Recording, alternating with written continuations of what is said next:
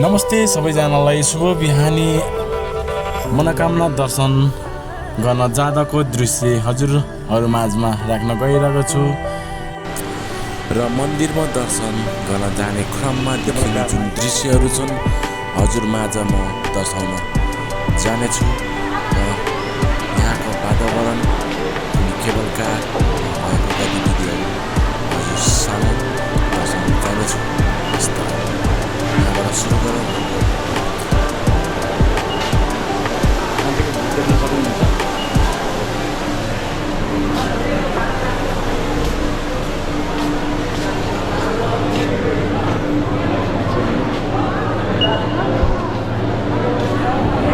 Guys यहाँ चाहिँ मन्दिर दर्शन गर्न जानेहरूको चाहिँ एकदमै भिड छ। त्यही भिडको क्रममा सबैभन्दा लास्टमा हामी परेको छ। कमसेकम 100-200जना मान्छे अगाडि होला, त्यसपछि हामी छौँ र यस लाइनमा पछाडि हामी टिकट लिएर अगाडि बढ्दैछौँ। हेरौँ कहाँसम्म पुगिनेछौँ। फाइनली गाइज हामी चाहिँ केही मिनटमा हाम्रो पाला आउँछ है। अब हाम्रो पाला आइसकेपछि हामी केवल कारमा चढेको देखाउनेछ।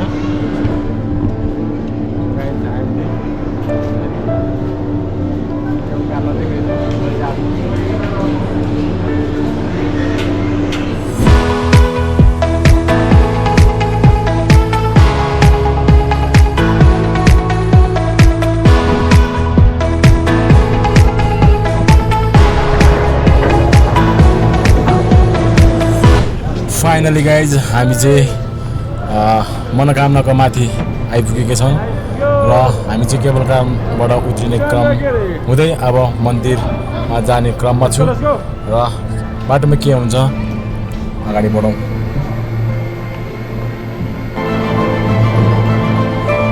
यहाँ माथिको दृश्य तपाईँहरूले हेर्न सक्नुहुन्छ।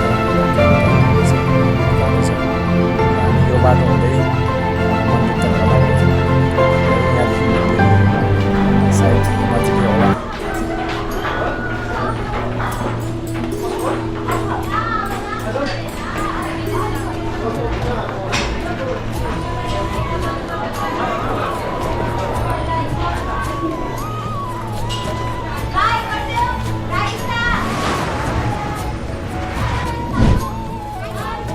चन्द्रगिरी आएको अवस्था छ।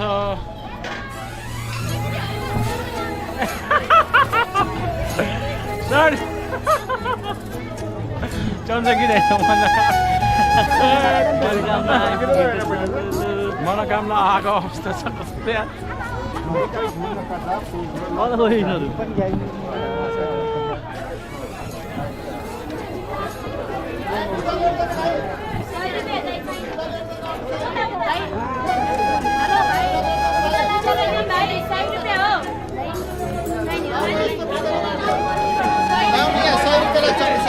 सुन्नु त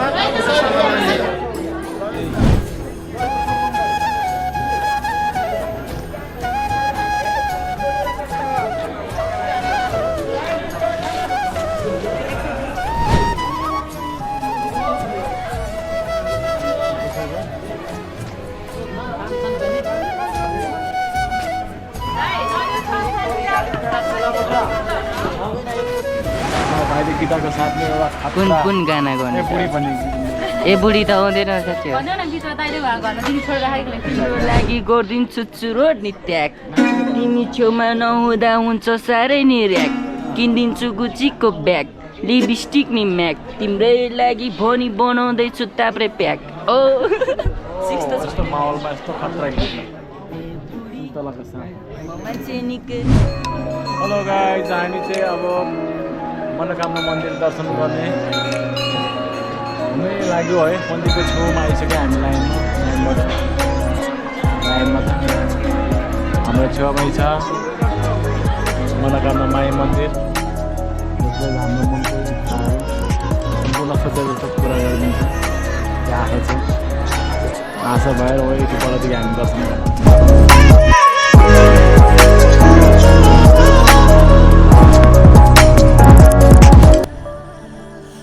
सो फाइनली गाइज हाम्रो चाहिँ अब घर फर्किने बेला पनि बेला भइसकेको छ। मन्दिर र मन्दिरको लाइन पनि एकदमै ज्यादा भएकाले केही समय लाग्छ।